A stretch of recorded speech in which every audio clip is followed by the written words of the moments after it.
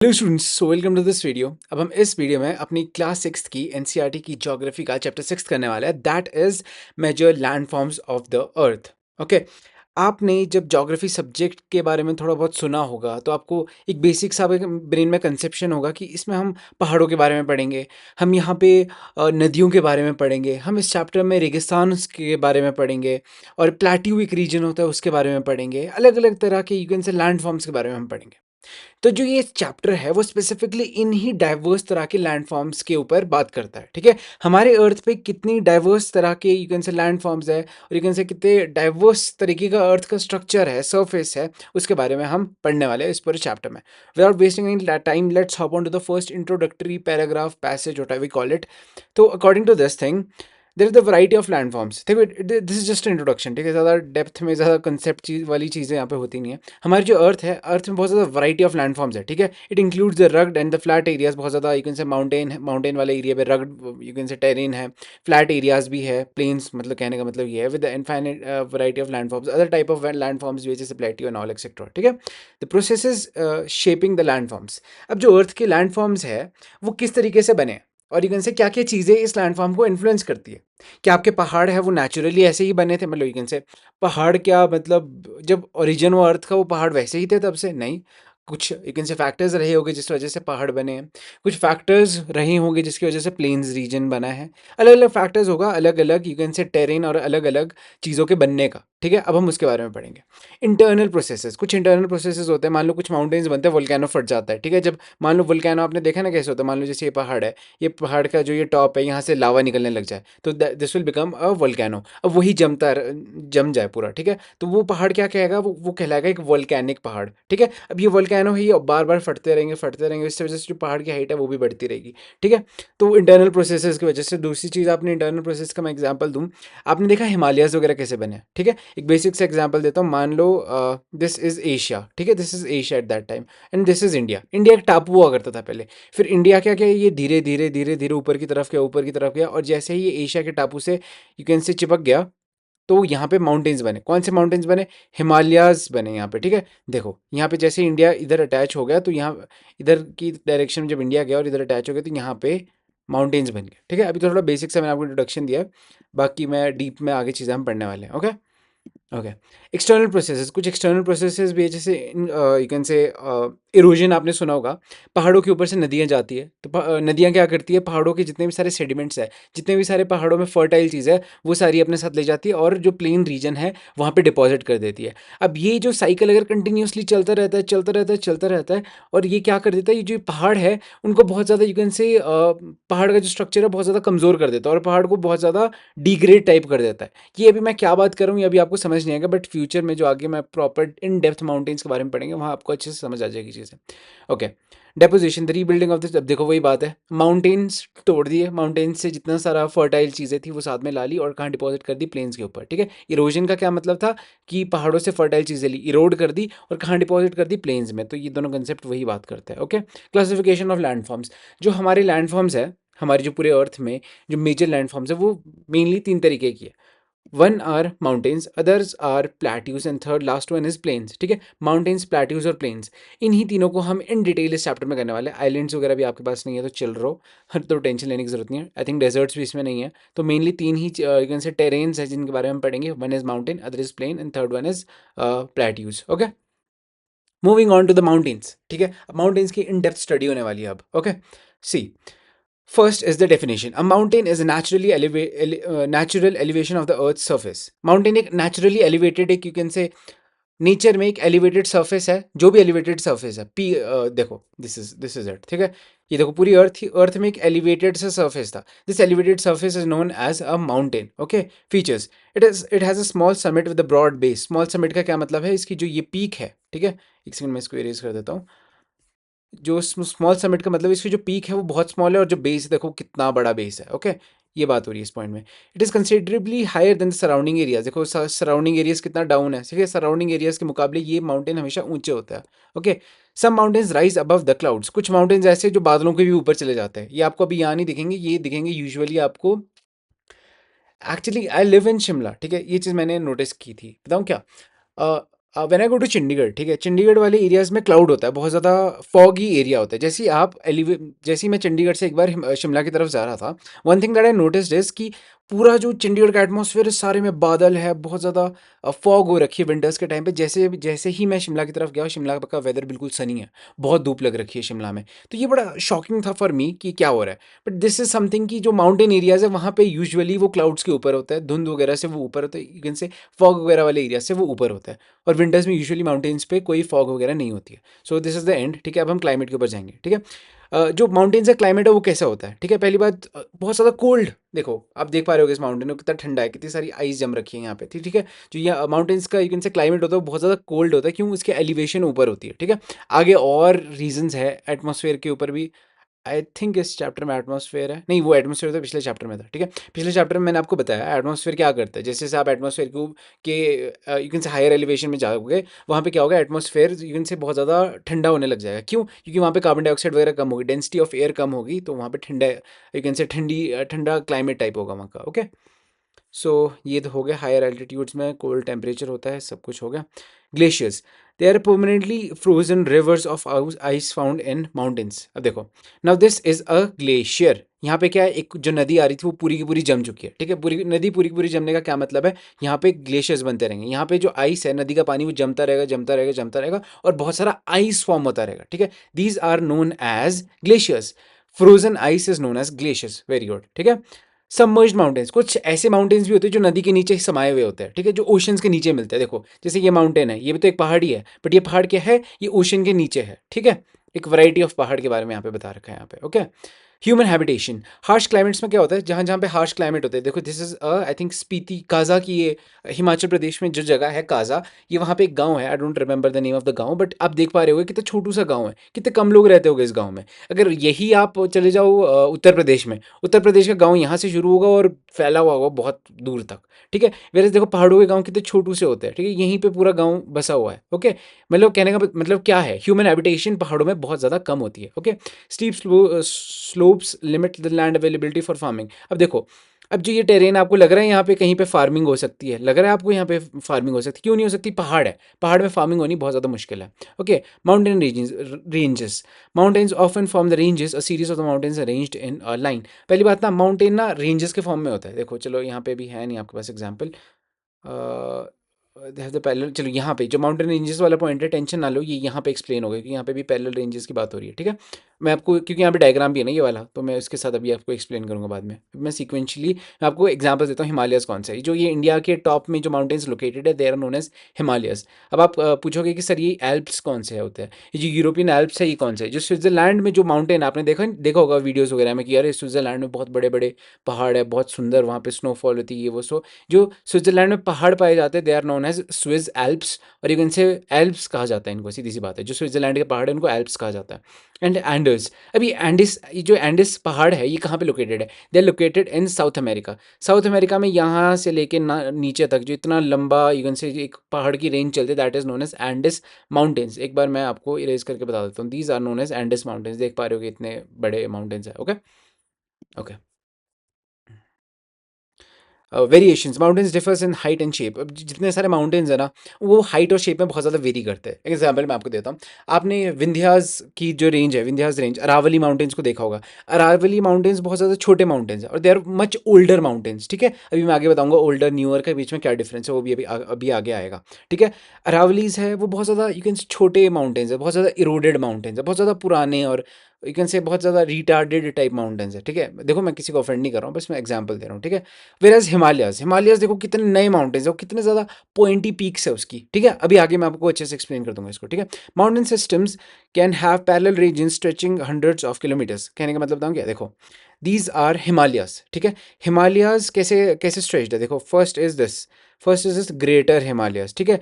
ये greater Himalayas आते हैं, उसके बाद दूसरी पैरेलल रेंज आती है लेसर हिमालयस, ठीक है। फिर उसके बाद आती है शिवालिक हिमालयस। तीन हिमालयस की पैरेलल रेंजेस है, therefore these are known as ranges. Mountain देखो, जो you can say mountain ranges है, इसका मतलब है कि माउंटेन पैरेलली लंबाई में लगे हुए हैं, ठीक है। यू कैन से एक चेन टाइप में माउंटेन्स बने हुए हैं, they are known as, you can say chain of mountain is known as mountain ranges in a very simple way, in a very simple language for a class 6 student this definition is perfect. Okay, types of mountains, अलग अलग type के mountains होते हैं, अब हम उसके बारे में जानेंगे। यू कैन से अलग अलग टाइप के माउंटेन्स बाय ओरिजिन कह रहा हूँ मैं, ठीक है। यू कैन से माउंटेन्स अलग अलग तरीके से बनते हैं, कई फोल्ड माउंटेन्स होते हैं। यू कैन से जब टेक्टोनिक प्लेट्स, यू कैन से कैसे बताऊँ मैं आपको, जब टेक्टोनिक प्लेट्स वगैरह साथ में आती है, कोलाइड करती है, तो एक कुछ इस तरीके के माउंटेन्स बनते हैं। ये वाले माउंटेन्स के एग्जाम्पल बेस्ट हिमालयस है हमारे पास, ठीक है। These are known as the block mountains. Block mountains में क्या होता है, कभी ज़मीन अगर इस तरीके से चले जाए और ये जो एक अपलिफ्टेड एरिया बच जाए, these are known as the block mountains. Now what are volcanic mountains, ठीक है, ज़मीन के अंदर से लावा निकलना शुरू हो जाए और वो लावा इतना इतना निकलता रहे कि वहाँ पे एक पूरा का पूरा माउंटेन ही खड़ा हो जाए, ठीक है। ओके, अब हम डिटेल में एक एक पॉइंट को डिस्कस करने वाले हैं। तो देखो, एक बार तो आप फोल्ड माउंटेन्स देख लो, ठीक है। They are formed by the folding of the earth crust. Fold mountains कैसे बनते हैं? Fold mountains are formed by the folding of earth की क्रस्ट। जैसे ही दो टेक्टोनिक प्लेट साथ में कोलाइड करती है तो वो फोल्ड हो जाती है और वो ऐसे को ऊपर आ जाती है, जैसे आप देख पा रहे हो, दो टेक्टोनिक प्लेट साथ में आई और ये ऊपर की तरफ कोलाइड करके, ठीक है, ऊपर की तरफ चली गई और यहाँ पे एक माउंटेन बन गया। ओके, अब जो फोल्ड माउंटेन्स है वो दो से तीन तरीके के होते हैं। One are known as the, पहली बात, ठीक है।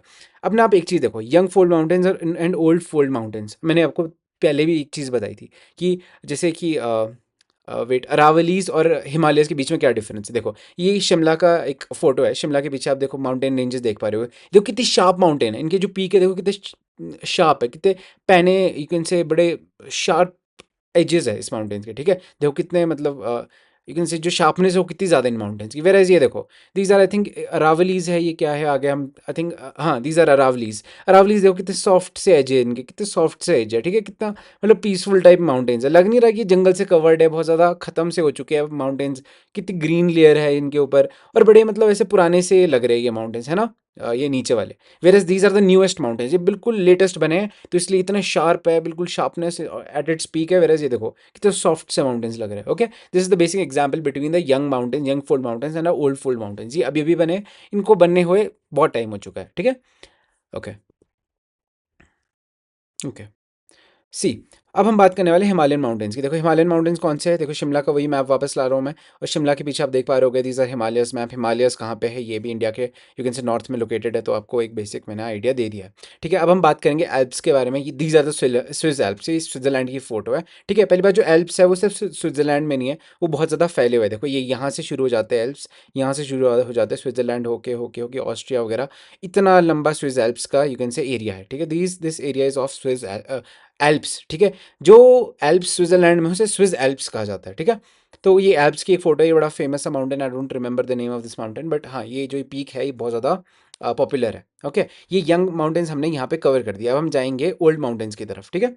Okay, moving on to the old mountain. सबसे पहले अरावलीज का एग्जांपल दो। देखो these mountain ranges are known as Aravallis, ठीक है। ये जो ये राजस्थान के साथ माउंटेन्स है, they are known as Aravalli mountains. अब अरावली माउंटेन्स देख लो कितने सॉफ्ट से एजेस है, अगैन वही बात जो अभी मैंने पीछे की, ठीक है। अब मैं अगला एग्जाम्पल में हमारे पास है Appalachian mountains. Now what are these Appalachian mountains, ये देखो दिस इज अमेरिका, ठीक है। अमेरिका में ये न्यूयॉर्क वगैरह होते हुए जॉर्जिया तक, एलबामा तक, जो ये यू से आपको माउंटेन्स दिख रहे हैं रेड कलर से, these are known as Appalachian mountains, ठीक है। वेट अ सेकंड, आपको दिख नहीं रहा और होगा, एक सेकंड रुकना। I can, let me just move myself to here, I think ये ठीक है। अब आप यहाँ पे देख पा रहे होगे अपालाचिन माउंटेन्स आपको दिख रहे होगे, ठीक है। ये आपके पास एक अपालाचिन माउंटेन्स की फोटो है और ये एक्चुअल में मैप में ये शो रखा है। Now these are the Ural mountains, ये है यूराल माउंटेन्स। एशिया और यूरोप को जो माउंटेन रेंजेस बांटती है, these are known as Ural mountains. I think in Ural mountains के बारे में मैंने पिछली वीडियो में भी बात की थी, जहाँ हमने कॉन्टिनेंट्स वगैरह के बारे में बात की, ठीक है। यूराल माउंटेन्स वैसे लोकेटेड कहाँ है, ये रशिया में लोकेटेड है। अब यूराल माउंटेन्स को भी आप देख सकते हो कैसे, ये थोड़े पुराने से नहीं लग रहे, बहुत ज़्यादा इरोडेड टाइप माउंट लग ही नहीं रहा है, यहाँ पहाड़ है, ठीक है। अगर आप हिमालय को देखो, इतने पैने पहाड़ है, इतने शार्प पहाड़ है, और ये देखो कितने बड़े बड़े ही मतलब सॉफ्ट से पहाड़ है, लग ही नहीं रहा कि पहाड़ है, ऐसा लग रहा है कि बस थोड़ी सी एलिवेटेड सी ज़मीन है और ये पहाड़ तो लग भी नहीं रहे कहीं से। ओके, ओके, बस एक बहुत अच्छा सा पॉइंट था यहाँ पे, these are rounded features and the low elevation. अब जो ये सारे ओल्ड फोल्ड माउंटेन्स होते हैं, इनकी बहुत ज़्यादा लो एलिवेशन होती है। जो हिमालयस है, हिमालयस देखो कितने ऊंचे ऊंचे होते हैं, ठीक है। 8-8 किलोमीटर की यू कैन से एलिवेशन है। 8.8 किलोमीटर्स का तो हमारे पास वही है, माउंट एवरेस्ट ही है, ठीक है, 8.8 किलोमीटर्स का। फिर जो ये ओल्ड माउंटेन्स होते हैं, इनकी इतनी ज़्यादा हाइट नहीं होती, उतनी ज़्यादा एलिवेशन नहीं होती, थोड़ी छोटी हाइट के होते हैं, इसलिए यहाँ पे इतनी बर्फ देखो। अभी आप कहोगे सर यहाँ पे तो बर्फ़ पड़ रही है रशिया में। अरे रशिया में बर्फ़ इसलिए पड़ रही है क्योंकि ये नॉर्थ पोल के नज़दीक है, इस वजह से बर्फ़ पड़ रही है, इस वजह से नहीं कि ये जो माउंटेन्स है बहुत ज़्यादा हाइट पे है, ठीक है। ये माउंटेन्स बहुत ज़्यादा ज़मीन के पास ही है। Okay, now what is this and the low elevation, they have rounded features, बहुत ज़्यादा राउंड टाइप, यू कैन समझ रहे हो ना, मतलब ज़्यादा शार्प नहीं है माउंटेन्स, राउंडेड फीचर्स का यही बात है, कहने का यही मतलब है। Okay, now we move on to the block mountains. ये ब्लॉक माउंटेन्स कौन से, देखो जब भी कभी आपकी जो अर्थ है वो कुछ वर्टिकली डिस्प्लेस हो जाती है, ठीक है, ऐसे हो जाता है, ठीक है, अर्थ एकदम अर्थक्वेक आ गया या कुछ ऐसा इवेंट हो गया जिसकी वजह से अर्थ का हिस्सा नीचे का धंस गया और एक ऊपर के लिए रह गया, this type of mountains are known as block mountains. अब they are formed when the large area of the earth crust breaks and displaces vertically. ये वर्ड यहाँ पे जो ये वर्टिकली वर्ड है इसको ध्यान से पढ़ो, ठीक है। In this you can say these mountains are form जब यू कैन से जो लैंड है वो वर्टिकली डिस्प्लेस हो जाती है, ठीक है। की features, first of all it is uplifted, जो ये अपलिफ्टेड पार्ट है ना, ये अपलिफ्टेड पार्ट है, इसको एक नाम दिया गया है, they are known as horses, horsts, sorry these are known as horsts. जो अपलिफ्टेड पार्ट है it is known as horst, और जो लोअर ब्लॉक है, जो ये लोअर वाला पार्ट है, इसको दूसरा नाम दिया गया है दैट इज नोन एज ग्रेबन्स। ये जो ग्रेबन्स है ये हॉर्स्ट्स है, बस ये कहने का मतलब है इस पॉइंट का, ठीक है। अब मैं आपको एक और एग्जाम्पल दूंगा जो ये ब्लॉक फोल्ड माउंटेन्स कैसे दिखते हैं और कहाँ कहाँ पे ये अवेलेबल है। ओके, ब्लॉक माउंटेन्स एग्जाम्पल दो जी, हाँ देखो, this is the Ryan river. अब तो आपको ना सब कुछ दिख भी रहा है। ओके, मैं अब एक काम करता हूँ, अब वेब कैम है इधर ले जाता हूँ। ओके, अब देखो this is the Ryan river. Ryan river actually Germany होके जाती है। अब आपको अगर जिन बच्चों को क्लास 9, अच्छा आप तो 6th के बच्चे, आपको कैसे याद होगा, चलो ये क्लास 9 में ना जो जब हिटलर आता है ना, हिटलर इस जो राइन रिवर के का एरिया है ना इसको कब्जाने के लिए बहुत मेहनत करता है, क्योंकि ये पहले फ्रांस ने ले रखा, तो थोड़ा मैं हिस्ट्री में घुस गया, पर चलो आप इतना याद रखो, तो जो ये राइन रिवर नहीं है, ये जो राइन रिवर के पास जो ये माउंटेन्स है, these are known as the block mountains. देखो ये भी एक ब्लॉक माउंटेन्स का एग्जाम्पल है। देखो नीचे रिवर कितने नीचे है, देखो दिस इज द रिवर, और ये माउंटेन कैसे है इधर, ठीक है, माउंटेन कैसे बिल्कुल ऐसे माउंटेन्स है, ठीक है, this is known as the block chain, you can say block mountains, ठीक है। और ये राइन वैली में यू कैन से ये ब्लॉक माउंटेन्स लोकेटेड है। अगला एग्जाम्पल है व्हाट इज दिस, वॉसगिस mountains, I don't know the pronunciation ठीक है कि नहीं। दिस वॉसगिस mountains are located in France. आप देखो देख सकते हो कि फ्रांस का जो ये वाला एरिया है, यहाँ पे वॉसगिस माउंटेन्स है। अभी वॉसगिस माउंटेन्स भी आप देख पा रहे हो कि देखो ये ऐसा है, फिर ये नीचे है, फिर ये ऐसा है, फिर इधर से ऐसा है, तो this is also known as the block mountains, ठीक है। एक पार्ट नीचे है, एक पार्ट ऊपर है, ठीक है। जो ये वाला ऊपर वाला एरिया है इसे क्या कहेंगे हम, इसे हम हॉर्स्ट कहेंगे, इस वाले एरिया को हम कहेंगे ग्रेबन्स। ओके, नेक्स्ट अब हम जाएंगे, we will move on to the volcanic mountains. अभी वोल्केनिक माउंटेन्स कौन से होते हैं, क्या फीचर्स होते हैं, क्या क्या चीज़ें हैं, उसके बारे में हम जानने वाले हैं, ठीक है। वोल्केनिक माउंटेन्स पहली बात तो बने कैसे होते हैं, ठीक है, पहली बात हम फॉर्मेशन के बारे में बनेंगे। These volcanic mountains are formed by the volcanic activity. Volcanic mountains कैसे बनेंगे, वोल्केनिक एक्टिविटीज़ की वजह से ये माउंटेन्स बनेंगे, ठीक है। एग्जाम्पल देखो, first example is the mount Kilimanjaro, भाई तो पहली बार मैंने नाम पढ़ा, ठीक है। Mount Kilimanjaro, this is the mount Kilimanjaro. ये कहाँ पे लोकेटेड है, ये अफ्रीका में लोकेटेड है, ये वाला माउंटेन, ठीक है। This mountain is located in Africa, mount Kilimanjaro. Where is mount Fuji, आए हाय माउंट फूजी, तो शिनचैन के एपिसोड से लेकर डोरेमोन के एपिसोड में माउंट फूजी के बारे में तो सबने ही सुन रखा है, ठीक है, ठीक है। तो so this is the mount Fuji, ये कहाँ पे लोकेटेड है, ये जापान में लोकेटेड है। और ये जो ये दोनों माउंटेन्स है ये वोल्केनिक एक्टिविटीज़ की वजह से बने हैं, ठीक है। माउंट फ्यूजी इतना बड़ा क्यों हुआ, क्योंकि एक वोल्केनिक माउंटेन है, इससे वोल्केनो निकलता रहता है, तो ये बड़ा हो गया, ठीक है। ओके, सेम गोज टू ये माउंट किलिमांजारो। माउंट किलिमांजारो भी इसी वजह से बना क्योंकि इसके नीचे वोल्केनिक एक्टिविटीज़ चल रही है और इससे इसकी हाइट बढ़ती गई और ये माउंटेन बन गया। Okay, use of water, wait a second, let me go back to my default place. Okay, use of mountains, mountains का क्या क्या यूज़ होता है। First is the water source, ठीक है। सबसे बड़ा यू कैन से माउंटेन्स का क्या फीचर है, कैन से माउंटेन के क्या एडवांटेज है, पानी मिलता है भाई पहाड़ों से। पहाड़ों में बहुत सारे ग्लेशियर जमे हैं, पहाड़ों में बहुत सारी स्नो है, जैसे ही वो गर्मियों में स्नो पिघलती है वो नदी बनती है, नदी से हमें पानी मिलता है। तो वो हमें जो जीवन में जीने के लिए और ज़िंदगी जीने के लिए जो पानी पीने के लिए लगता है वो आपको माउंटेन से ही मिलता है। Glaciers in the mountain feeds river, वही बात है, ग्लेशियर है, ग्लेशियर से रिवर को पानी मिलता है, पानी फिर रिवर का पानी हम लोग पीते हैं, ठीक है। Water is use for irrigation, hydro electricity and other purposes. अब जो वाटर निकल रहा है माउंटेन से उसके दो काम है, या तो फिर आप उसे अपने खेतों में डाल के अपने पौधों पे में पानी डाल दो, या फिर क्या करो हाइड्रो इलेक्ट्रिसिटी बना दो। आपने हाइड्रो इलेक्ट्रिसिटी कैसे बनते हैं, जब यू कैन से डैम्स बनती है ना, डैम्स की वजह से जब पानी जनरेट होता है, ठीक है, वेट, डैम्स की वजह से जब इलेक्ट्रिसिटी बनती है, अब आप कहोगे डैम्स की वजह से कैसे इलेक्ट्रिसिटी बनती है। डैम्स में ना इन्होंने वो लगा रखे होते हैं, यू कैन से मैग्नेटिक, यू कैन से इलेक्ट्रिसिटी जनरेटर्स लगा दो, बहुत सिंपल लैंग्वेज में कहूँ मैं। हर एक डैम में ना जनरेटर लगे होते हैं, टर्बाइंस लगी होती है, ठीक है। जब से वो टर्बाइंस घूमती है, जब उसके ऊपर पानी पड़ता है तो उससे इलेक्ट्रिसिटी बनती है। अब आप क्लास 6 के बच्चे होते डिटेल में मत जाओ, बस याद रखो कि hydro electricity in the sense पानी की वजह से इलेक्ट्रिसिटी बनती है माउंटेन्स में, सिंपल बात। Okay, okay, moving on to the agriculture, river valley and the terraces are ideal for cultivation. अब देखो माउंटेन्स में भी देखो, ये तो मेरी खेत के फोटोज़ है, ठीक है। ओके, रुक जाओ, मैं एक बार इधर ले आता हूँ वापस अपने वेब कैम को। देखो ये तो मेरी ही यू कैन से ऑर्चर्ड्स की फ़ोटो है। तो कहने का क्या मतलब है, जो आपका एग्रीकल्चर है, जो आपका यू कैन से माउंटेन वाला एरिया, वहाँ पे एग्रीकल्चर होता है। Agriculture in the sense apples वगैरह लग जाते हैं पहाड़ों में, ठीक है। पहाड़ों में टेरेस फार्मिंग की जाती है। मैं आपको एग्जांपल देता हूँ, एक टेरेस फार्मिंग किस तरीके से होती है।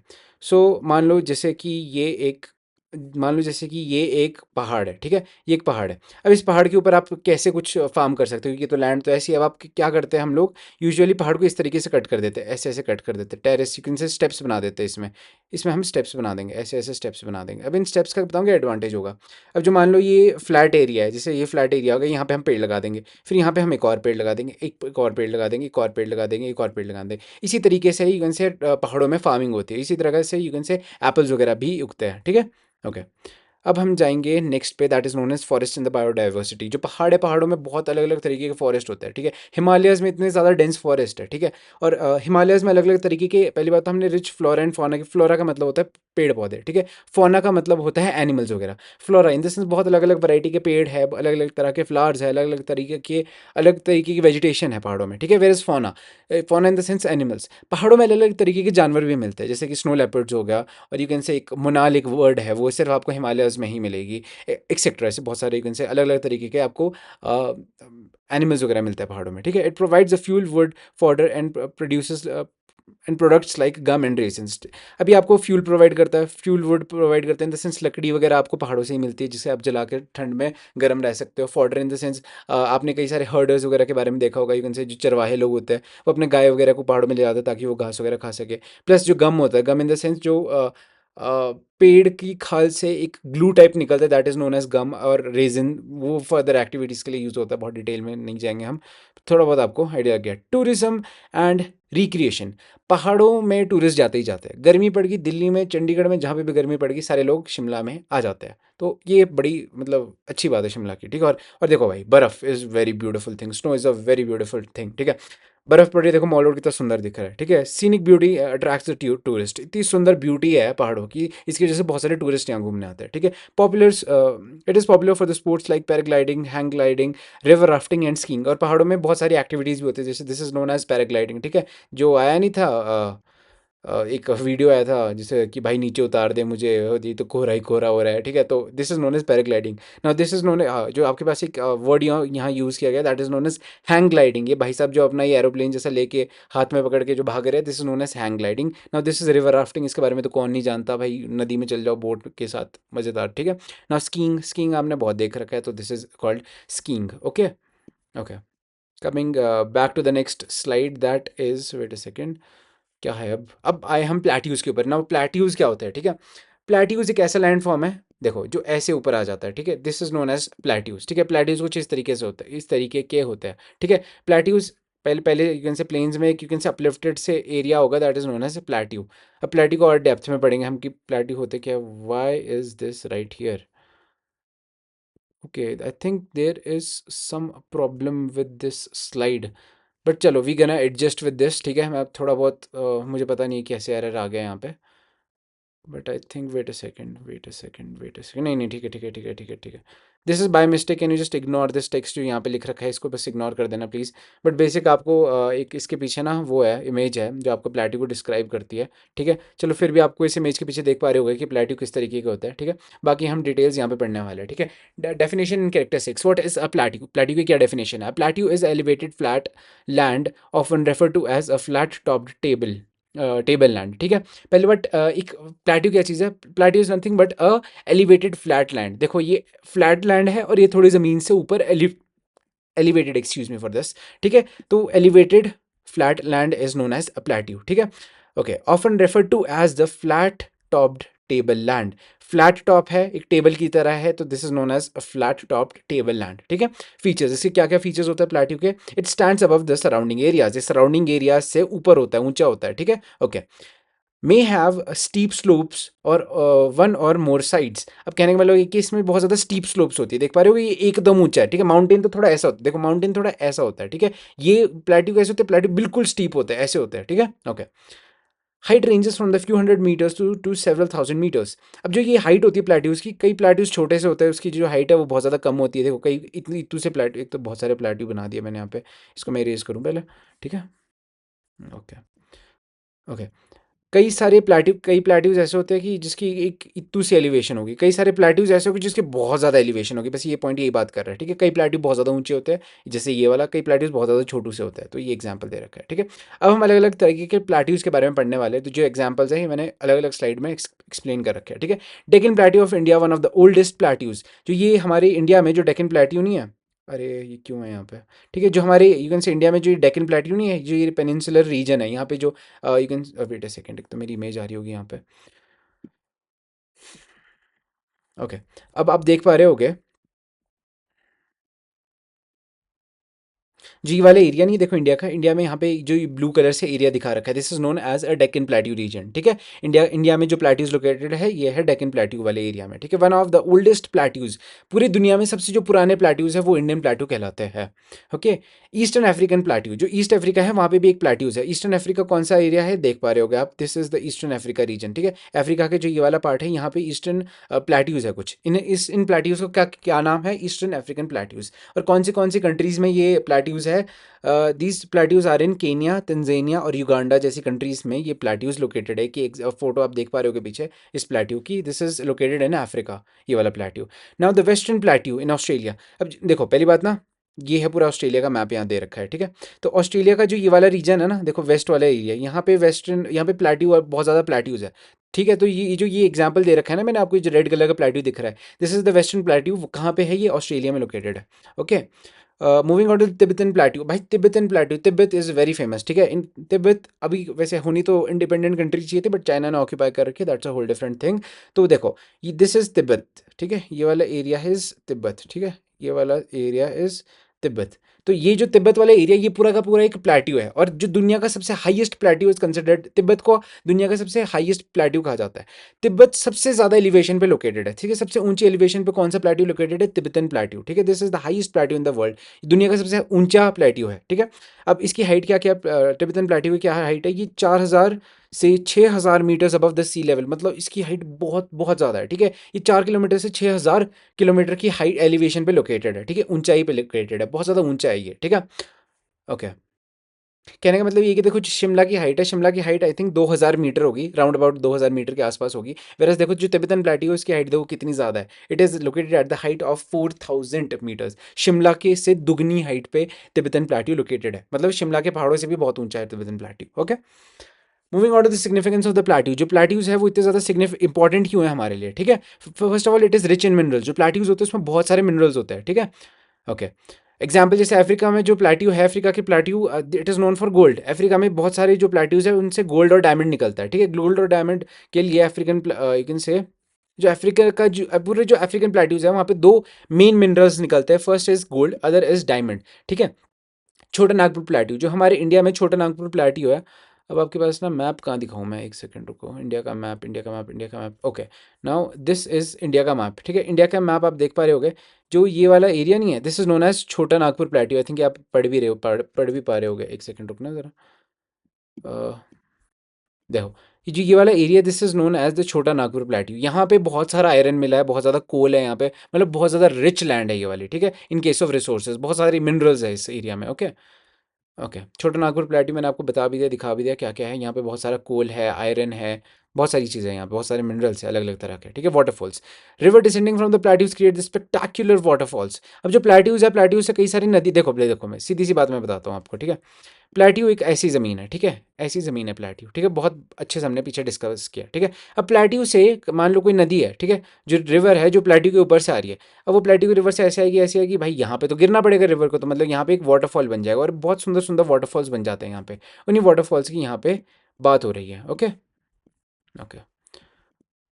जैसे कि यहाँ पे एग्जांपल दे रखा है, फर्स्ट फर्स्ट जो ये वाला mount you can say waterfall है, इसे हुंगद्रू वाटरफॉल कहा जाता है। ये कहाँ पे लोकेटेड है, ये दिस इज लोकेटेड इन दस छोटा नागपुर प्लेट्यू। जो छोटा नागपुर प्लेट्यू अभी मैंने आपको दिखाई, ये वहाँ पे ये Hundru river you can say waterfall located है। कौन सी रिवर के ऊपर है ये, एक तो इतना टफ तो नाम है इसका, सुबर्णरेखा। सुबर्णरेखा जो रिवर है उससे ये यू कैन से वाटरफॉल बनता है, ठीक है। जोग फॉल ना, जो नीचे आपको वाटरफॉल दिख रहा है प्लेट्यू से निकलता हुआ, दिस इज नोन एज जोग फॉल। ये कहाँ लोकेटेड है, ये कर्नाटका में लोकेटेड है। Agriculture, okay.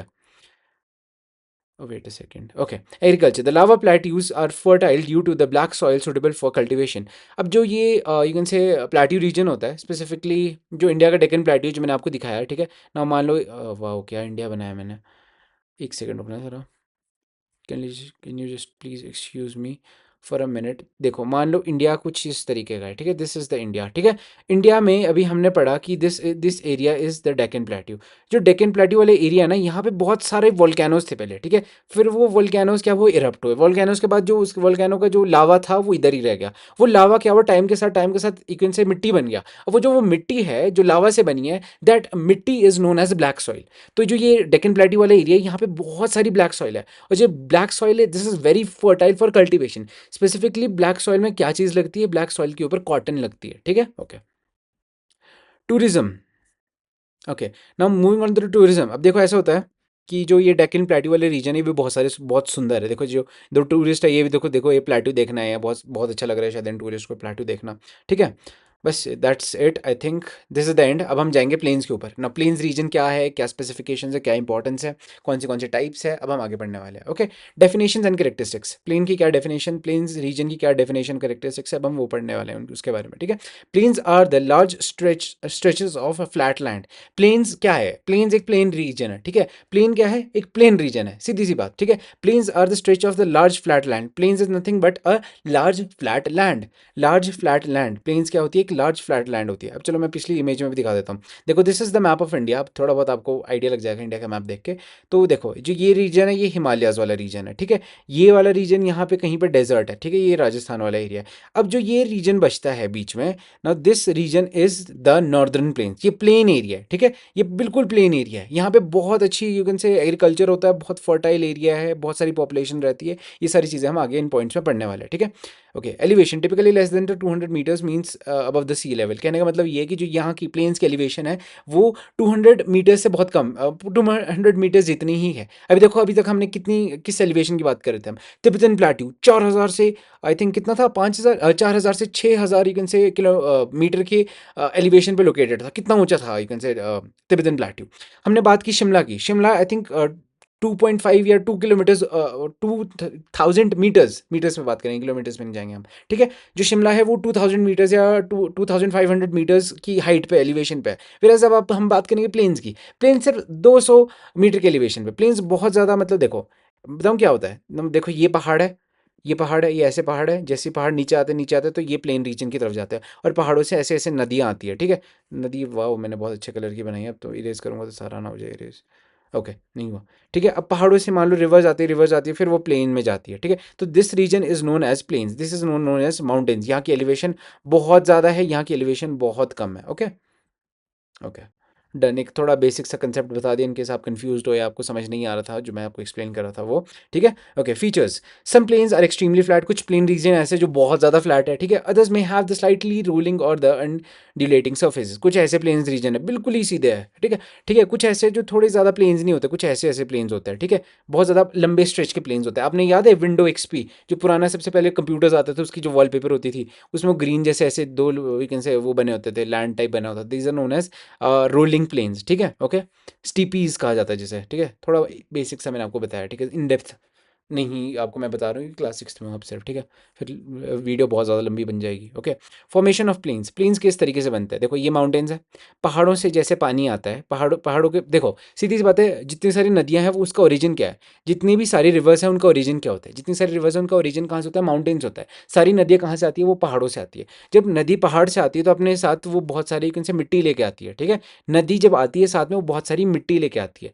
अब वो जो पहाड़ों से मिट्टी आ रही है वो कहाँ आ जाएगी, वो डिपॉजिट कहाँ होगी, पहाड़ों से जो से नदियाँ मिट्टी ला रही है वो जाएगी कहाँ, वो सीधी सी बात है वो प्लेन्स रीजन में डिपॉजिट हो जाएगी। देयरफॉर जो ये रीजन होगा, this region would be very fertile. क्यों, नई नई मिट्टी आ रही है हर साल, नई मिट्टी आ रही है, और नई मिट्टी में तो ज़्यादा बढ़िया यू कैन से पौधे उगेंगे, ज़्यादा फर्टाइल होगा यू कैन से नई मिट्टी वाला एरिया, ठीक है। तो यही चीज़ यहाँ पे लिख रखी है, ठीक है। Most plains are created by the rivers and the tributaries. जितने सारे प्लेन रीजन्स है वो नदियों की वजह से ही बनते हैं। और जितने हमारा जो पूरा नॉर्दर्न प्लेन्स है वो भी रिवर्स की वजह से ही बना है। हिमालय से जो रिवर्स आती थी वो क्या करती थी, जो यू कैन से नॉर्दर्न प्लेन्स वाला एरिया है वहाँ पे अपनी सारा जितना भी सारा मिट्टी वगैरह था, नई मिट्टी डिपॉजिट करती थी और एक बहुत फर्टाइल सा रीजन बना देती थी। Okay, reverse Erode the mountains and transport the stones and Sands in silt. वही बात है, रिवर इरोड करती है अपने माउंटेन से, क्या करती है वो, यू कैन से जो मिट्टी है, सब कुछ स्टोन्स है, वो सब कुछ इरोड करती है और डिपॉजिट कहाँ कर देती है, प्लेन्स में। Okay, these materials are deposited along the river courses and valleys forming the plains. अब जितना सारा मटीरियल पहाड़ से आ रहा है वो कहाँ डिपॉजिट हो रहा है, वो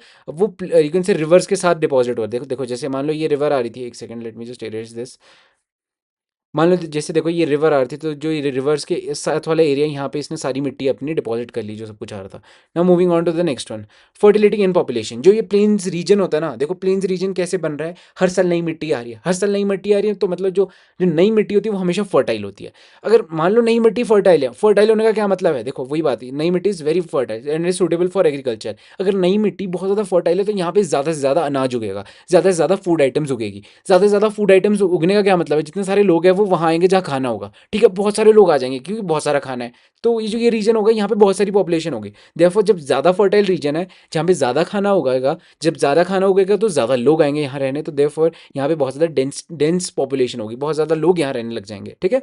example, okay what is this, okay, the Indo-Gangetic, Gangetic, I don't know whatever you pronounce it, in India are amongst the most densely populated regions of the world. पूरे दुनिया का सबसे जो densely populated area है वो northern plains वाला ही है, Indo Gangetic planes, ठीक है, मैं बड़ा ही स्टटर कर रहा हूँ उसको बोलने से पहले, ठीक है। ये बहुत ज़्यादा डेंसली पॉपुलेटेड एरिया है, यहाँ पे बहुत ज़्यादा लोग साथ में रह रहे हैं। आपको आई थिंक कई सारे यू कैन से स्टेटिस्टिक्स भी आते हैं कि पूरे यूपी की पॉपुलेशन बहुत ज़्यादा है। आई थिंक पूरे यूपी की पॉपुलेशन पूरे रशिया की पॉपुलेशन नहीं, यू कैन से यूपी में ज़्यादा लोग रहते हैं रशिया के कंपैरिजन में। रशिया इतनी बड़ी कंट्री है और यूपी इतना छोटा सा एरिया, बट यूपी में ज़्यादा लोग रहते हैं रशिया के मुकाबले में, ठीक है। तो ये क्यों है, क्योंकि जो आपका प्लेन्स वाले रीजन में बहुत ज़्यादा फर्टाइल है, बहुत ज़्यादा खाना है, बहुत ज़्यादा लोग हैं। ओके, इससे सिंपल लैंग्वेज में मैं आपको नहीं एक्सप्लेन कर सकता हूँ इसको, ठीक है। Land forms and the people, अभी हमारा लास्ट टॉपिक है। हमने 3 टॉपिक्स अच्छे से कवर कर दिए। हमने माउंटेन्स को अच्छे से कवर किया, एक सेकेंड, ठीक है।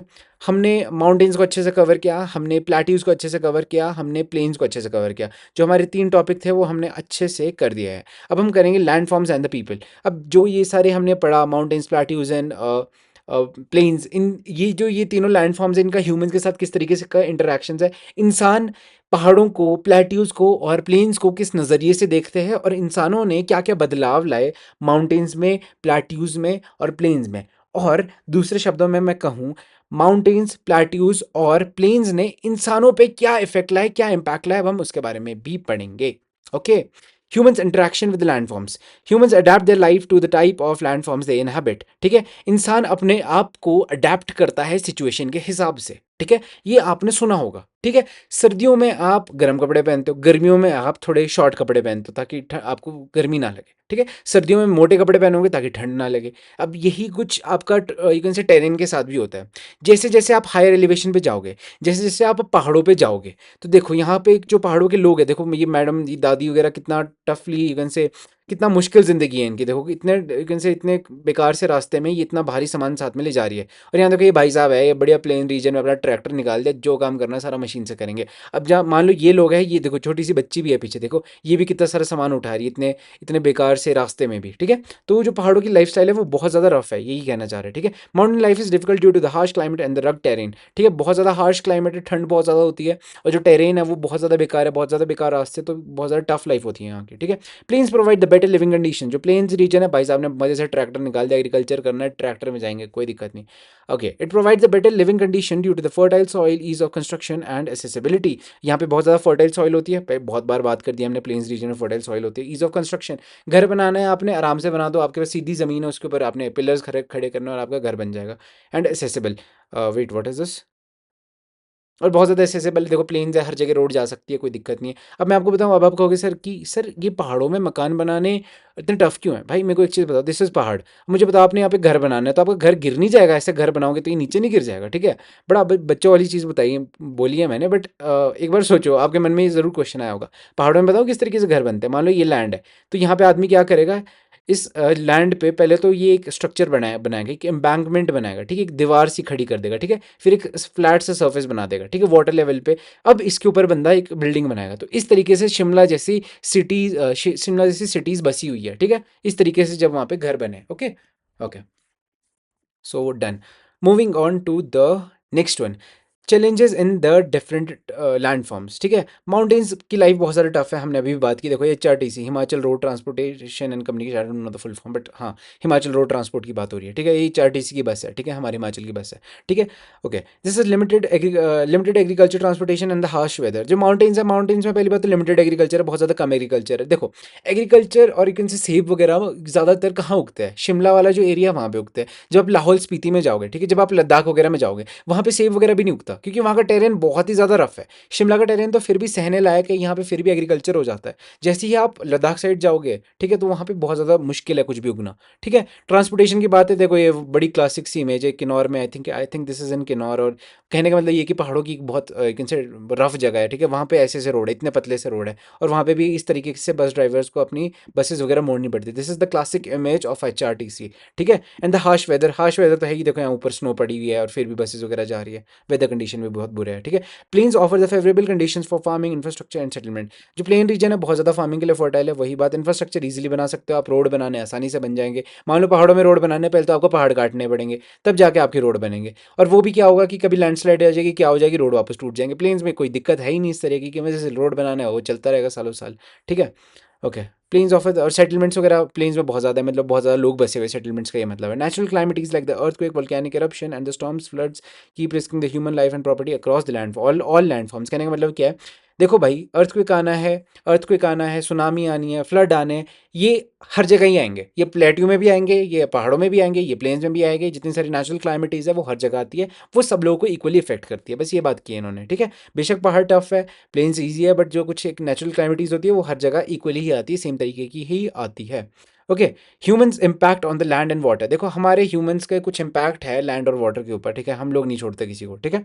हमने सबको ही परेशान करा, इंसानों ने सबको परेशान कर रखा है, ठीक है। अब हम और ज़्यादा थोड़ा पढ़ने वाले कि हमने किस तरीके से अपनी ज़मीन को, इनसे लैंड को और वाटर को परेशान कर रखा है। Miss use of the resources, construction of the houses on the fertile land. हम क्या करते हैं, बहुत ज़्यादा फर्टाइल लैंड है, वहाँ पे बड़े बड़े घर बना देते हैं, ठीक है। अरे भाई, वहाँ एग्रीकल्चर कर लो, वहाँ अनाज उगा दो, थोड़ा पेट भर जाएगा, थोड़ा यू कैन से एग्रीकल्चरल इकोनॉमी को थोड़ा बूस्ट मिल जाएगा, बट नहीं, हमने तो घर बनाने बड़े बड़े, ठीक है। Okay, according to your book है, देखो मेरा एनालिसिस नहीं है, बुक का एनालिसिस है, मैं बस वही पढ़ा रहा हूँ आपको। ओके, पोल्यूशन, हमारी फेवरेट काम पोल्यूशन, ठीक है। Land and water with the garbage and the waste materials harm to the ecosystem. हम क्या करते हैं, जितना सारा वेस्ट आइटम्स है, घर का कूड़ा कचरा, हम कहीं पे फेंक देते हैं, कहीं से किसी नाले में फेंक के आ जाते हैं। उससे क्या होता है, पहली बात तो जो नाले में जो भी पानी आ रहा था वो गंदा हो गया सारा, ठीक है। अब यू कैन से वो जो पानी है उसमें बहुत सारी डिजीजेज पैदा होगी, और वो बहुत ज़्यादा बेकार हो जाएगा, नाले का जो पानी है वो बहुत ज़्यादा हार्मफुल हो जाएगा। अब मान लो, रही बात, छोड़ो बात नाले की, अब देखो ये लैंड के ऊपर ही है, हमने किसी ज़मीन के टुकड़े के ऊपर बहुत सारा कचरा भर दिया, लो एक और दिक्कत, ठीक है। Okay, sustainable practices, awareness and the responsible use of the natural resources can minimize this risk of damage। कहने का मतलब हमको क्या है, सस्टेनेबल प्रैक्टिस को की तरफ जाओ, ठीक है। हमारा जो ये पॉइंट है, ये कह रहे हैं कि सस्टेनेबल प्रैक्टिसेस की तरफ जाओ, ठीक है। रिसोर्सेज को ओवर एक्सप्लॉइट मत करो। मान लो अगर आपके पास पानी है, पानी को कॉन्शियसली यूटिलाइज करो, ठीक है। पानी को ऐसा नहीं कि नल का खुला रखा हुआ है आपने, जितना पानी यूज़ करना है उतना यूज़ करो और बंद कर दो नल का, ठीक है। पानी को वेस्ट मत करो, बस ये सस्टेनेबल प्रैक्टिसेस का मतलब होता है कि वेस्ट मत करो चीज़ों को, ठीक है, अच्छे से यूज़ करो। 6th क्लास के लिए बेसिक और बढ़िया डेफिनेशन है ये, ठीक है। Now this is the last slide of your chapter, ठीक है। Future responsibility, the earth's resources are not for the current generation alone. Future responsibility, हमें ना फ्यूचर जनरेशन के लिए रिस्पॉन्सिबल होने पड़ेगा, जो हमारे बाद अगली जनरेशन आएगी उसके लिए हमें रिस्पॉन्सिबल होना पड़ेगा। मतलब क्या कहने का क्या मतलब है, ठीक है। The earth resources are not for the current generation only. जितने सारे पानी है, जितना सारा रिसोर्सेज है, वो सिर्फ हमारे लिए नहीं है, वो जो जितने भी सारे रिसोर्सेज हैं, हमें अपनी अगली जनरेशन के लिए भी रखने हैं। जो हमारी यू कैन से अगली जनरेशन आएगी वो भी तो कुछ यूज़ करेगी। अगर मान लो हमने ही सारी चीज़ें यूज़ कर ली, सारा पानी हमने ही वेस्ट कर दिया, सारी जो एयर है हमने ही पोल्यूट कर दी, तो अगली जनरेशन को क्या मिलेगा, कुछ भी नहीं, ठीक है। तो वही ये पॉइंट कर रहा है, कह रहा है कि जितने सारे रिसोर्सेज है वो सिर्फ आपके नहीं है, जो अगली जनरेशन आएगी उनका भी इसमें शेयर होता है, ठीक है। उनके लिए भी आपने छोड़ना है कुछ, ठीक है, ऐसा नहीं कि सब कुछ बर्बाद करना है, ठीक है। It is a collective duty to preserve the land water for our future generation. ये हमारी कलेक्टिव ड्यूटी है, ये हम सबकी एक एक ड्यूटी है कि जितना सारा पानी है, जितना सारी ज़मीन है, उसको हम यूटिलाइज करें for the future generation. Okay, so this is the end of the video. I hope this video was helpful. So this is the end. Thank you for watching the video. I hope this video was helpful. So bye bye guys.